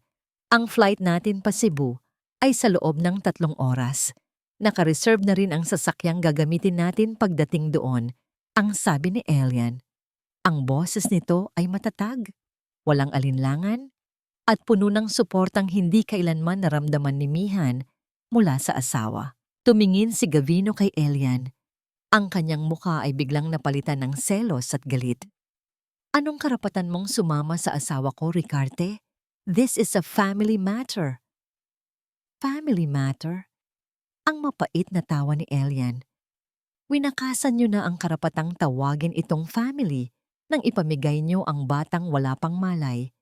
At sa itatanong mo kung anong karapatan ko, ang karapatan ko ay ang karapatan ng isang kaibigang hindi kailanman nang iwan habang dinudurog niyo ang babaeng ito. Hindi na naghintay si Mihan. Sumakay siya sa sasakyan ni Elian. Iniwan si Gavino na nakatayo sa gitna ng parking lot, mag-isa, at unti-unting lumiliit sa kanyang paningin habang papalayo sila. Sa loob ng sasakyan, ang tahimik na pag-ikot ng gulong sa kalsada ay tila isang oyaye para sa pagod na puso ni Mihan. Kinuha niya ang larawan ng sanggol mula sa file. Hinaplos niya ang maliit na mukha sa litrato. Ang kanyang daliri ay dumaan sa maliit na balat sa balikat ng bata. Ang kanyang panginginig ay tila humupa, napalitan ng isang mainit na daloy ng pag-asa. "Wait for me, anak," bulong niya sa sarili. "Nanay is coming." Matapos ang ilang oras na biyahe at ang nakakapagod na flight, narating nila ang lungsod ng Cebu.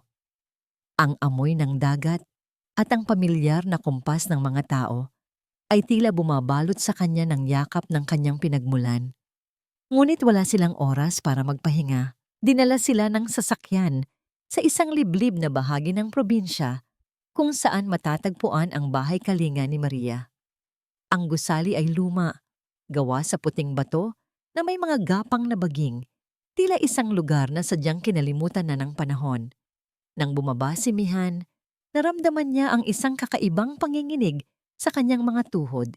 Ang bawat hakbang patungo sa malaking pintuang gawa sa Nara ay tila isang paglapit sa kabilang buhay. Kumatok si Elian. Ang tunog ng mga daliring tumatama sa matigas na kahoy ay umalingaungaw sa katahimikan ng paligid. Pagkalipas ng ilang sandali, dahan-dahang bumukas ang pinto. Isang babaeng nakauniporme ng nurse, may edad na ngunit may maamong mukha, ang tumambad sa kanila. Ngunit nang makita nito si Mihan, ang hawak nitong tray ng mga gamot ay dahan-dahang nadulas sa kanyang mga kamay. Ang tunog ng mga plastik na bote na tumatama sa sahig ay tila isang hudyat ng muling pagbubukas ng sugat. "Doktora Mihan?" Ang panginginig na tanong ng nurse. Bakit? Bakit kayo narito?" "Nasaan ang anak ko, Sister Elena?" Ang diretsong tanong ni Mihan. Ang kanyang mga mata ay hindi kumukurap. Ang nurse ay napahawak sa hamba ng pinto. Ang muka ay biglang nabalot ng labis na takot at pagsisisi. "Patawad, doktora. Pero kaninang umaga lang, may dumating na sasakyan. Kinuha na siya. Sabi nila, utos daw ng mga Ledesma na ilipat siya sa ibang bansa bago niyo pa siya matagpuan." Nanlamig ang buong pagkatao ni Mihan. Ang distansya ng 5 taon ay tila naging isang karagatan na naman sa pagitan nila ng kanyang anak. Ngunit bago pa siya makapagsalita, isang boses ng isang maliit na bata mula sa loob ng ampunan ang tumawag.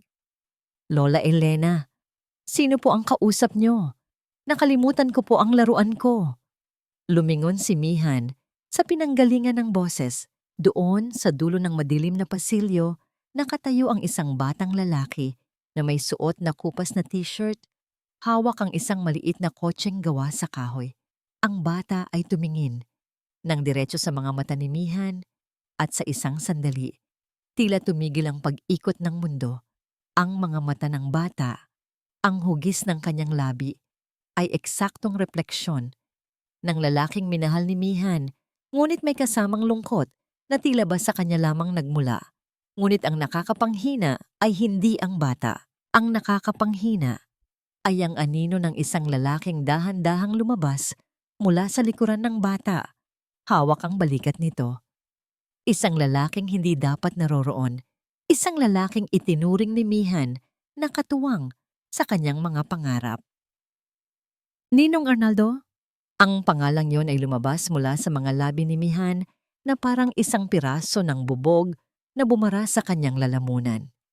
Ang lalaking nakatayo sa dulo ng pasilyo, ang lalaking katuwang ng batang lalaki, ay walang iba kundi ang kanyang iginagalang na mentor.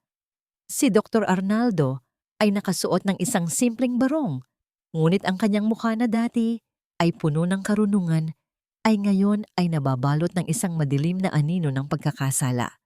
Mihan, hindi ko inaasahang makakarating ka rito ng ganito kabilis. Ang mahinang sabi ni Arnaldo. Ang kanyang kamay ay nananatiling nakapatong sa balikat ng bata. Isang hawak na tila ba pinoprotektahan ito o marahil ay pinipigilan itong tumakbo patungo sa katotohanan. Bakit, Ninong? Bakit kailangang maging ikaw? Ang boses ni Mihan ay nanginginig. Bawat silaba ay may halong pait na tila ba ang lahat ng kanyang pinagdaanan sa ilalim ng mga ledesma ay walang katumbas sa sakit ng pagtataksil ng taong itinuring niyang pamilya. Ikaw ang nag-alaga sa akin. Ikaw ang nagturo sa akin na ang medisina ay tungkol sa pagliligtas, hindi sa pagwasak ng buhay. Hindi nakasagot ang matanda. Sa halip, ang batang lalaki ang nagsalita. Tumingala ito kay Arnaldo. Ang kanyang malalaking mata ay puno ng kuryosidad. Lolo Arnaldo, sino po siya? Bakit po siya umiiyak?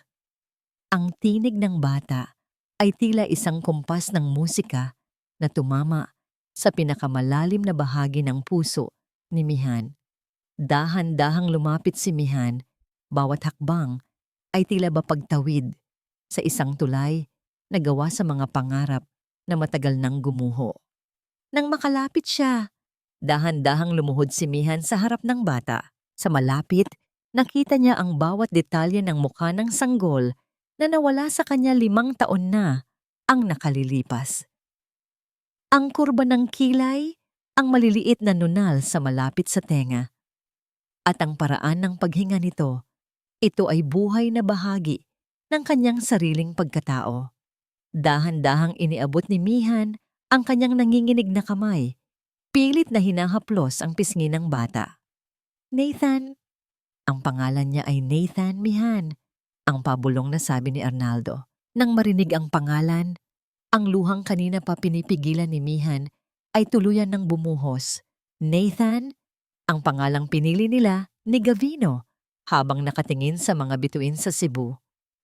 Anak, ako ito. Ako ang nanay mo. Ang pabulong na hikbi ni Mihan, ngunit ang bata ay bahagyang napaatras. Tila ba natatakot sa emosyong nakikita niya sa mukha ng babaeng nasa harap niya. Ang reaksyong yun ay tila isang panibagong sugat sa puso ni Mihan.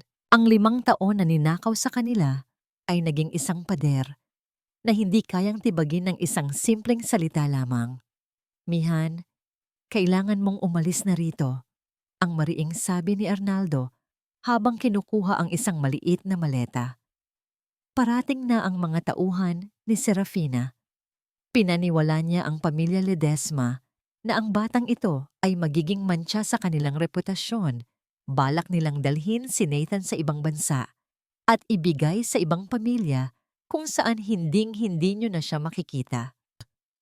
At ikaw? Ikaw ang tutulong sa kanila? Ang galit na tanong ni Elian habang humahakbang palapit ang kanyang mga kamao ay nakakuyom sa galit. Ginagawa ko ito para sa kaligtasan ng bata. Ang sigaw ni Arnaldo. Akala niyo ba ay hahayaan lang sila ni Doña Salvacion na mabuhay ng tahimik? Ang batang ito ang tanging ebidensya ng kanilang kalupitan.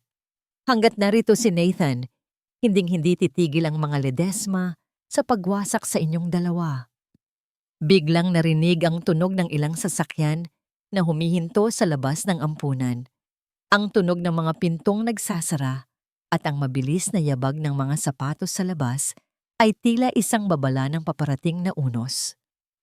Nandito na sila, ang panginginig na sabi ni Sister Elena. Mabilis na tumayo si Mihan. Ang kanyang panginginig ay biglang nawala. napalitan ng isang matinding determinasyon na tila ba bawat hibla ng kanyang kalamnan ay handang lumaban hanggang sa huling hininga. Kinuha niya ang kamay ni Nathan, isang hawak na matatag, puno ng pangako, at hinding-hindi nabibitiw pa muli. Elian, ilabas mo si Nathan sa likod. Ang utos ni Mihan. Ang kanyang boses ay tila isang general na nagbibigay ng huling plano sa gitna ng digmaan. Paano ka, Mihan? Ang pag-aalalang tanong ni Elian. Haharapin ko sila. Sisiguraduhin kong wala ni isa sa kanila ang makakahakbang lagpas sa pintong ito. Ang sagot ni Mihan habang nakatingin ng diretso sa malaking pintuan ng ampunan. Bumukas ang pinto sa isang marahas na paraan. Pumasok si Serafina, kasunod ang 4 na lalaking nakasuit at may suot na salamin sa mata. Ang mukha ni Serafina ay puno ng tagumpay. Ang kanyang nangiti ay tila isang sumpa na nagdidilim sa buong silid. Amihan, amihan, hanggang dito ba naman ay susundan mo kami? Sayang ang flight mo pa Cebu. Dahil sa pagkakataong ito, hindi mo lang mawawala ang lisensya mo. Mawawala rin sa iyo ang huling bagay na pinanghahawakan mo, ang mapang-uyam na sabi ni Serafina. Tumingin si Serafina sa mga tauhan niya. Kunin ang bata. Ngayon din. Ngunit bago pa makagalaw ang mga lalaki, humarang si Mihan sa gitna. Kinuha niya ang scalpel na lagi niyang dala sa loob ng kanyang bag. Isang kagamitang dati ay ginagamit para magligtas. Ngunit ngayon ay simbolo ng kanyang huling depensa. Subukan niyo. Ang malamig na hamon ni Mihan. Sa loob ng 5 taon, ninakawan niyo ako ng lahat. Pero sa araw na ito, kailangan niyo munang dumaan sa ibabaw ng bangkay ko bago niyo mahawakan muli ang anak ko. Ang tensyon sa loob ng silid ay tila ba isang kable na anumang sandali ay puputok. Ngunit sa gitna ng kaguluhan, isang pamilyar na boses ang narinig mula sa likuran ni Serafina. Isang boses na puno ng pagsisisi at galit. Sapat na Serafina. Si Gavino, nakatayo siya sa may pintuan, hawak ang isang recorder na naglalabas ng boses ni Serafina habang pinaplano ang pagkidnap sa bata. Ang kanyang mga mata ay nakatitig kay Mihan at sa sandaling iyon, alam ni Mihan na ang huling laban ay nagsisimula pa lamang. Ang katahimikan sa loob ng silid ay tila isang nagbabadyang unos na hindi na kayang pigilan. Sa bawat segundo ng pagtutuos na ito, ang hanging umiihip mula sa bukana ng pinto ay tila nagdadala ng amoy ng luma at nabubulok na mga lihim. Napatigil si Serafina sa kanyang balak na paglapit. Ang kanyang mukha ay dahan-dahang nabalot ng isang kulay na kasing putla ng pader ng ampunan. Lumingon siya kay Gavino. Ang kanyang mga mata ay naniningkit sa galit at hindi makapaniwalang pagtataksil. Gavino, ano ang ginagawa mo rito? Akala ko ba ay nasa ospital ka para bantayan ang iyong ina? Ang tanong ni Serafina. Ang kanyang boses ay may halong panginginig na pilit niyang itinatago sa likod ng kanyang mapang-uyam na tono. Hindi sumagot si Gavino sa pamamagitan ng salita. Sa halip, dahan-dahan siyang pumasok sa loob ng silid. Ang bawat hakbang niya ay tila may kasamang bigat ng 5 taong pagsisisi. Itinaas niya ang kanyang telepono at muling umaling-aungaw ang boses ni Serafina. Ang boses na naguutos sa mga tauhan nito na itapon ang bata sa ibang bansa at patahimikin. Si Mihan kung kinakailangan. Sapat na ang lahat ng kasinungalingan, Fina, ang sabi ni Gavino. Ang kanyang boses ay hindi na ang mahinang tinig ng asawang laging sumusunod. Ito ay boses ng isang lalaking sa wakas ay natutong tumayo sa sarili niyang mga paa. Narinig na ng mga pulis sa labas ang lahat. Kasama ko si Attorney Maeli Sison. Sa mga oras na ito, ang iyong ama ay kasalukuyan na ring iniimbestigahan sa Maynila dahil sa lahat ng pondong ninakaw ninyo mula sa ospital. Nasisiraan ka na ba ng bait? Sigaw ni Serafina. Ang kanyang mukha ay naging kasing pula ng apoy. Ginigiba mo ang pamilya natin. Ginigiba mo ang imperyong itinayo ng iyong ina. Dito ay dahan-dahang tumayo si Mihan habang ang kanyang kamay ay nananatiling mahigpit na nakahawak sa maliit na balikat ni Nathan. Ang kanyang panginginig ay ganap ng naglaho, napalitan ng isang malamig at matalim na kapayapaan na tila ba ang kanyang buong pagkatao ay muling nabuo sa harap ng kanyang anak. Ang imperyong itinayo sa ibabaw ng luha ng isang ina ay hindi imperyo. Serafina, ang matapang na pahayag ni Mihan, iyon ay isang bilangguan. At sa araw na ito, ang mga rehas na yon ay tuluyan ng mawawasak. Lumingon si Mihan kay Nathan na ngayon ay nakasilip sa likod ng kanyang binti. Ang bata ay tila nararamdaman ng bigat ng sandaling ito. Ang kanyang maliliit na daliri ay humahawak sa damit ni Mihan nang may tiwala na hinding-hindi na niya naramdaman sa sinumang tao. Nathan, anak, tignan mo ako, pabulong na sabi ni Mihan. Ang kanyang boses ay tila isang banayad na kanta. Nang tumingin ang bata sa kanya, nakita ni Mihan ang buong langit sa mga mata nito. Hinding-hindi ka na muling matatakot. Hinding-hindi ka na muling mag-iisa. Sa sandaling iyon, ang mga tauhan ni Serafina ay dahan-dahang napaatras nang pumasok ang mga unipormadong pulis sa loob ng silid. Ang tunog ng mga posas na inilalabas ay tila isang himig ng katarungan sa pandinig ni Mihan. Walang nagawa si Serafina kundi ang sumigaw at magwala habang dahan-dahan siyang inilalabas ng silid. Ang kanyang kapangyarihan ay naglaho ng kasing bilis ng usok. Naiwan sa loob ng silid sina Mihan, Elian, Gavino at ang bata. Ang katahimikan ay muling bumalik. Ngunit sa pagkakataong ito, hindi na ito mabigat. Dahan-dahang lumapit si Gavino kay Mihan. Ang kanyang mga mata ay nangingilid ang luha. Tumingin siya kay Nathan, ang anak na ipinagkait sa kanya ng kanyang sariling karuwagan. Sinubukan niyang iabot ang kanyang kamay, ngunit napatigil siya nang makita ang malamig na sulyap ni Mihan. Mihan! Nathan! Maaari ko ba siyang yakapin? Ang pabulong na tanong ni Gavino, ang kanyang boses ay puno ng pagsisisi na tila ba ang bawat salita ay isang sugat na bumubukas. Huminga ng malalim si Mihan, tumingin siya kay Elian na nakatayo sa isang sulok, nagbibigay ng puwang para sa sandaling ito, ngunit handang rumesponde sa isang iglap. Pagkatapos ay muli niyang tiningnan si Gavino, ang lalaking minahal niya, ang lalaking nanakit sa kanya, at ang lalaking na ngayon ay isa ng estranghero. Maari mo siyang yakapin bilang isang ama na naghahanap ng kapatawaran. Ang sabi ni Mihan, ang boses ay matatag. Ngunit huwag mong asahan na ang yakap na yan ay magbabalik sa atin sa dati. Ang asawa mong si Amihan ay namatay na sa gabing pinalayas niyo siya sa ulan. Ang kaharap mo ngayon ay ang ina ni Nathan at wala nang iba pa.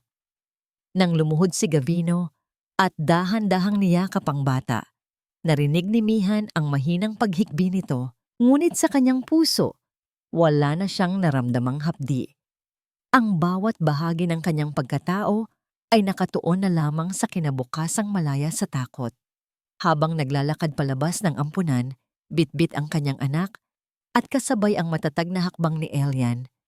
Naramdaman ni Mihan ang pagdampi ng sikat ng araw sa kanyang mukha. Ang panginginig sa kanyang mga kamay ay tila naging isang malayong alaala na lamang. Alam niyang mahaba pa ang landas ng paghilom. Alam niyang marami pang kailangang ayusin sa harap ng batas.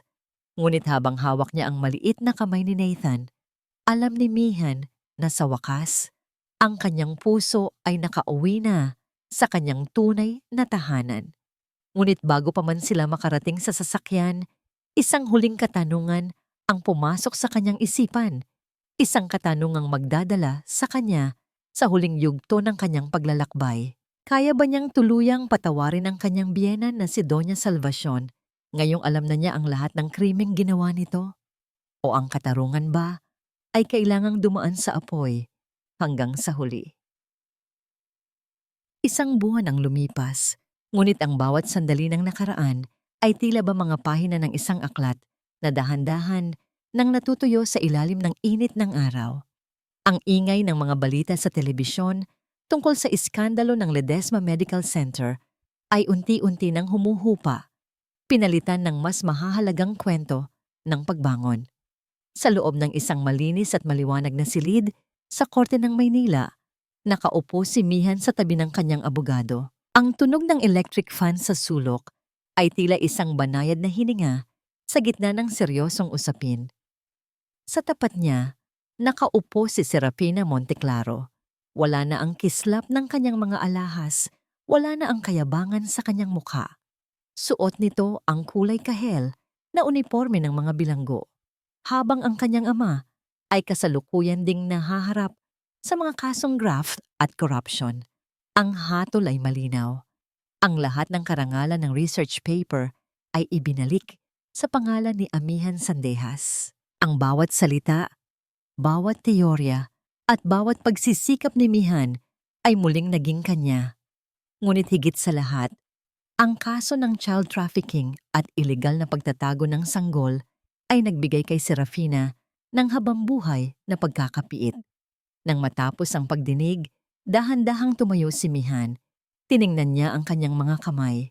Ang panginginig ay naroon pa rin, isang maliit na kumpas na tila ba sumasayaw sa ritmo ng kanyang pagkatao. Ngunit sa pagkakataong ito, hindi na niya ito ikinahiya. Ang panginginig na ito ay hindi isang depekto. Ito ay isang pilat ng digmaang kanyang napanalunan. Naglakad siya palabas ng korte kung saan naghihintay si Dr. Elian Ricarte, karga-karga si Nathan. Ang bata ay tumawa nang makita ang kanyang ina. Ang tunog ng kanyang halakhak ay tila isang matamis na himig na nagbubura sa lahat ng sakit ng nakaraan. Tapos na ang lahat, Mihan.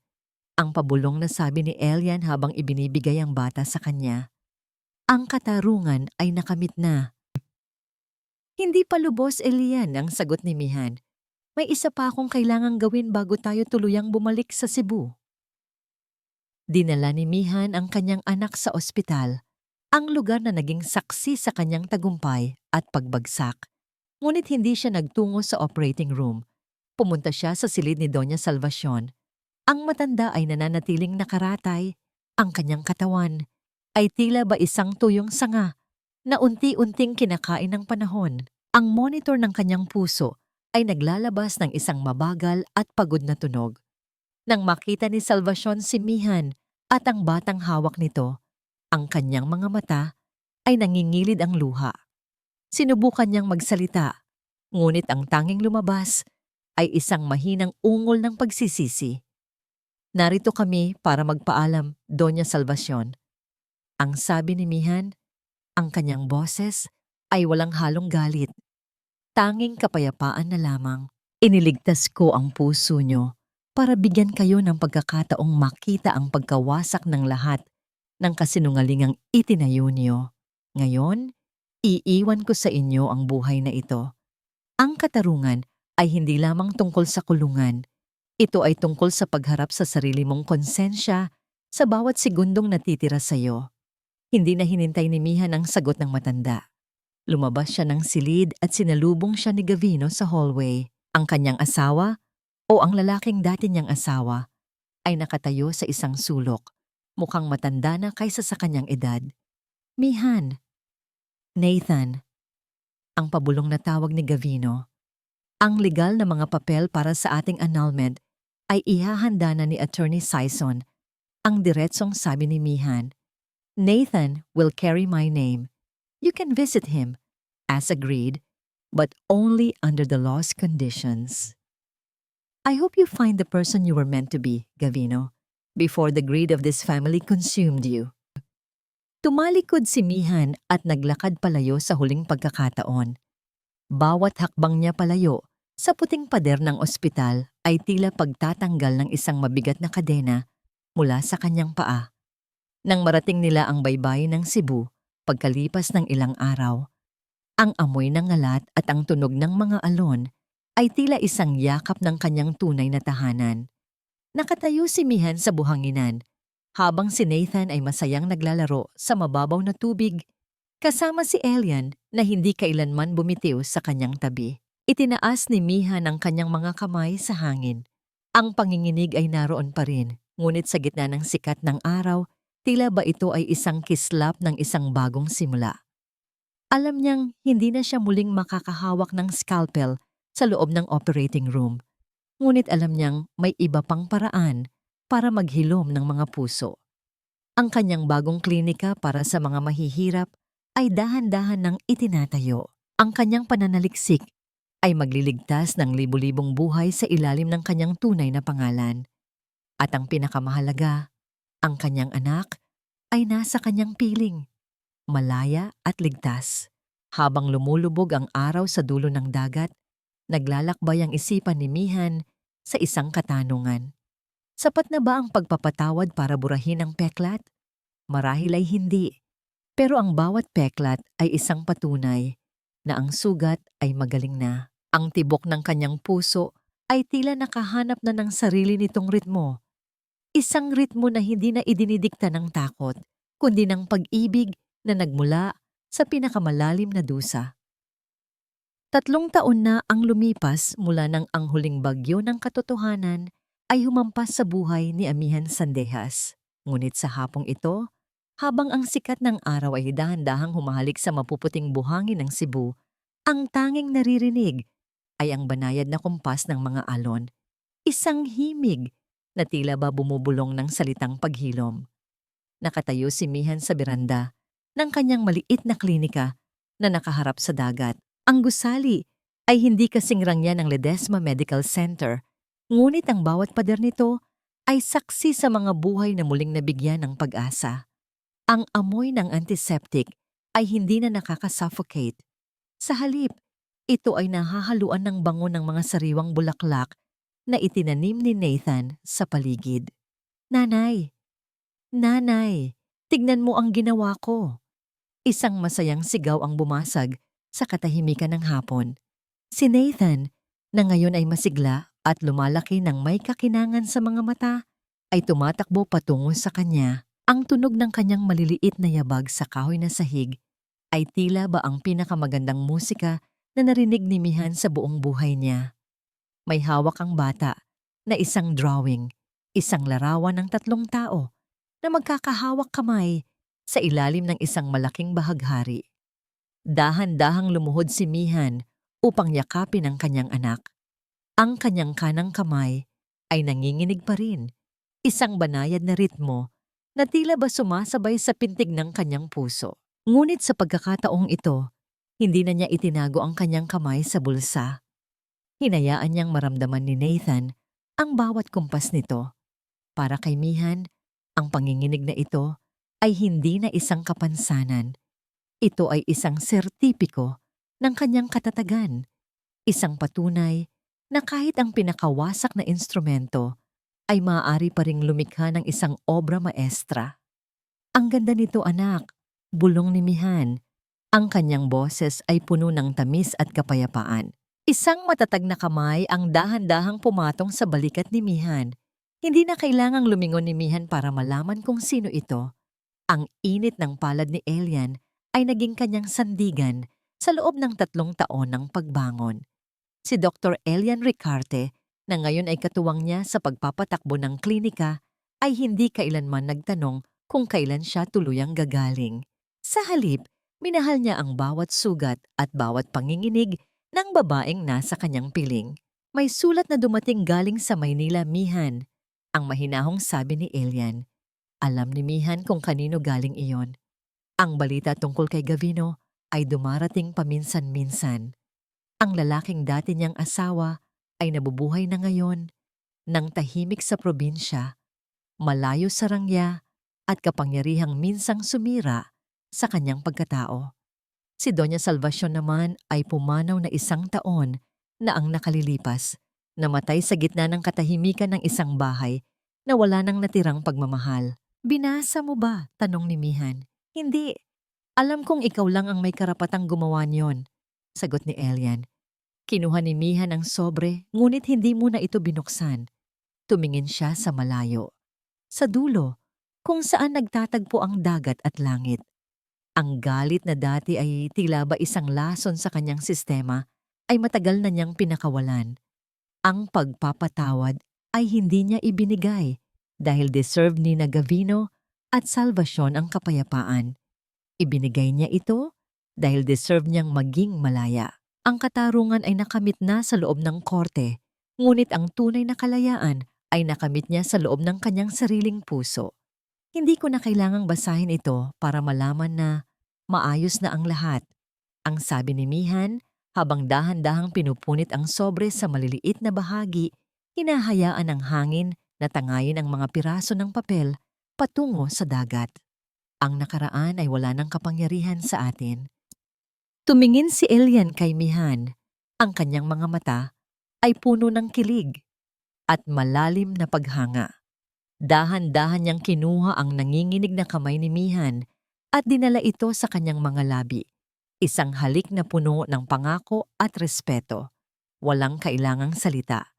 Sa pagitan ng kanilang mga titig, naroon ang lahat ng sagot. Mihan, handa ka na ba para sa hapunan? Nagluto si Nanay Belen ng paborito mong humba. Ang yaya ni Elian. Oo, handa na ako. Nakangiting sagot ni Mihan. Habang papasok sila sa loob ng bahay, lumingon si Mihan sa huling pagkakataon sa papalubog na araw. Ang kanyang buhay ay hindi naging perpekto. Dumaan siya sa apoy, ninakawan siya ng dangal, at ipinagkait sa kanya ang kanyang sariling anak. Ngunit sa gitna ng lahat ng iyon, natagpuan niya ang kanyang tunay na sarili. Ang aral na iniwan ng kanyang paglalakbay ay simpleng ngunit malalim.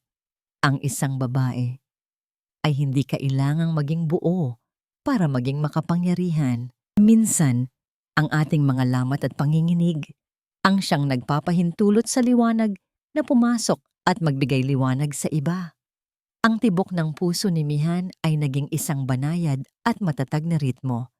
Isang ritmo ng isang reynang hindi na kailangan ng korona dahil ang kanyang kaharian ay narito na, sa yakap ng kanyang anak, sa tapat na pag-ibig ng isang lalaki, at sa kapayapaang nahanap niya sa kanyang sariling kaluluwa. Sa wakas, ang doktora ng mga puso ay nagamot na ang kanyang sariling sugat.